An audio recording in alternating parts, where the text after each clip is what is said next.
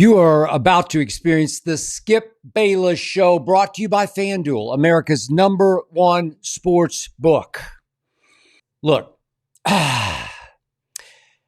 I'm very obviously white, so maybe I'm just not qualified to take issue with any black man in this country playing the race card. I mean, I obviously don't walk in his shoes, can't remotely feel what he feels.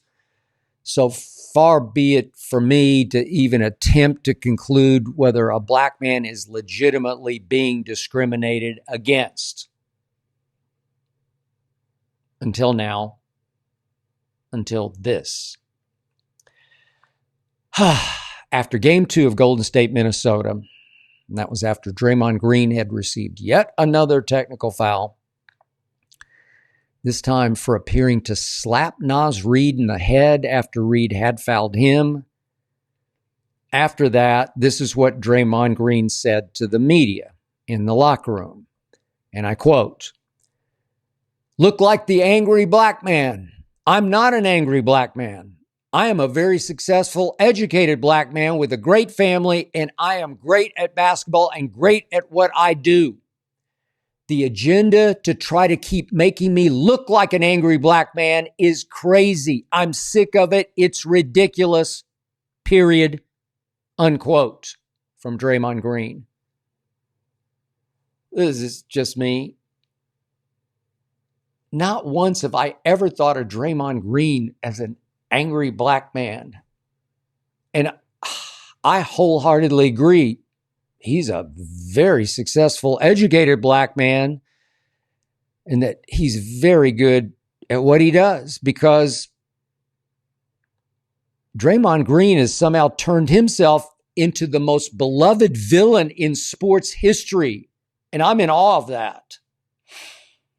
I have never, ever been aware of any agenda out there to make Draymond look like an angry black man. I don't know. Race has never even been top of mind, back of mind. When I think of Draymond, the basketball player. Now, it's possible that Draymond, through self-inflicted incidents, has made himself look like an angry black man, even though I don't see that. But what I always think of when it comes to Draymond is just the cold, hard facts. Since Draymond Green entered the NBA, he has the most technical fouls. That's 164. That's 6 more than Russell Westbrook. Since entering this league, Draymond Green has the most ejections. That's 21, 7 more than DeMarcus Cousins, who's obviously long gone from the NBA. Draymond Green has been fined 228 times in his career. That has cost him over $4 million in fines and suspensions. Cold, hard facts. Draymond Green is the only player ever to be suspended for a game during an NBA Finals. I thought I'd never see the day. Remember what happened in Game 4 that cost him Game 5? What happened in Game 4 was Draymond Green loudly called LeBron a bitch. Then tried, as they ran up the floor and got tangled up, he tried to kick LeBron in the testicles. Same tactic he had resorted to against several players in those playoffs before that incident. That was all back, as you remember, in 2016. Then in October of 2022, Draymond Green sucker punched a teammate, Jordan Poole. That was during a practice. And somebody in the organization wanted to incriminate Draymond because that practice tape of that punch was leaked to the media, or we wouldn't have known about it. Interesting. Then came December of 2023, when Draymond Green was suspended for 12 games. It was indefinite at first, but it wound up being 12 games. Was forced to undergo counseling. That after he went flying into a fracas and headlocked and then pulled Rudy Gobert, what was it, 20 or 30 feet. And then there was the other incident that finally did him in when he MMA world kicked Nurkic in the corner. Remember that? Never seen anything quite like that. Okay, all self-inflicted. I don't know, maybe it makes some people leap to the conclusion he's an angry black man. I don't know. I sure don't. Yet now he says there's an agenda out there to portray him as an angry black. What? No, there isn't. To me, there's no attempt in the media to portray Draymond as anything but lovable, as a highly intelligent player who tries to get inside opponents' heads, antagonize, distract, play the enforcer role for a mostly finesse team that's long featured, obviously, Steph and Clay, and now just Steph, greatest shooter ever. I mean, Draymond Green has always gotten media rave reviews for his passing ability, his subtly brilliant pick setting for Steph, his high IQ defense, always a defensive player of the year candidate. But to me, and as usual, I'm pretty much alone in this opinion, Draymond's just a little crazy. I don't know, maybe a lot crazy, bordering on over the edge psycho. Not angry, just loses it crazy. His physicality has always been so celebrated, so rhapsodized, such a crucial ingredient for the Warriors that Draymond just doesn't seem to have the same on-off switch that all the other players have. Draymond just doesn't play by the same rules because people are just highly entertained by his extremely emotional antics. They're always antics. Just antics? People are always so willing and ready to give him a pass, to overlook this and that and the other. But to me, in the end, the truth is, the God's truth is, Draymond Green is by far the dirtiest player in NBA history. Please tell me I'm wrong. I'm going to repeat it. Draymond Green, dirtiest player in NBA history. Please just go check. Just check out the YouTube montages of all of his dirty plays. No player has ever had such a vast body of dirty work.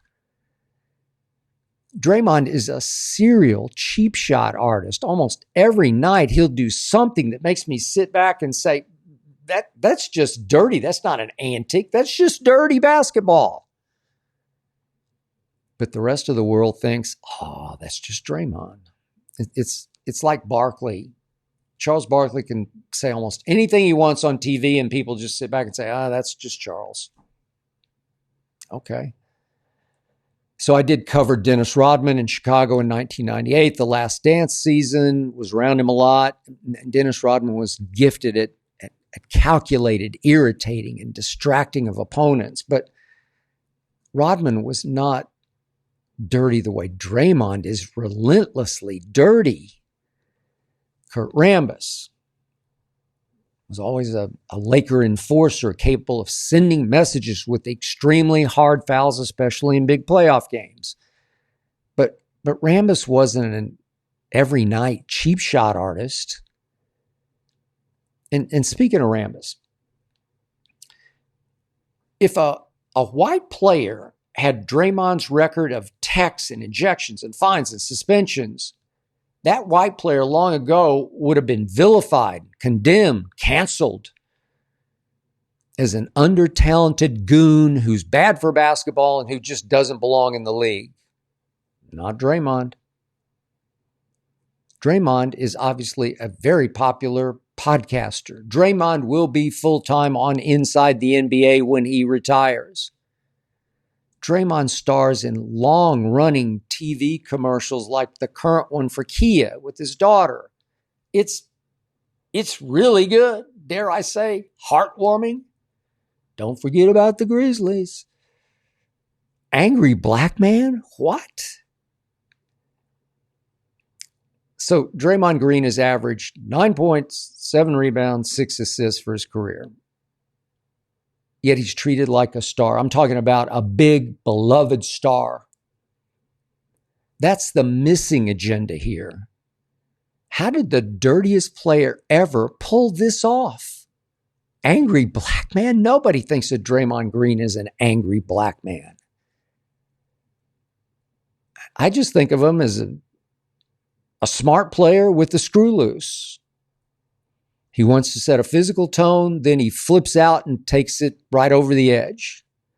And maybe that screw was still a little loose after game 2 when he spoke to the media about this alleged agenda. The other night, in that game 3 loss at home, Draymond played 29 minutes and scored 2 points with 5 turnovers and ultimately 6 fouls and was gone.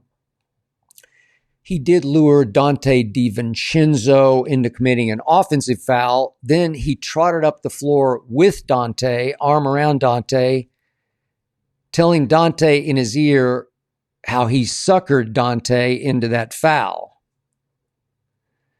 I don't know. No other player could have gotten away with that. Not without triggering some shoving, teammates coming in, a little fracas. But Draymond got away with it because he's Draymond.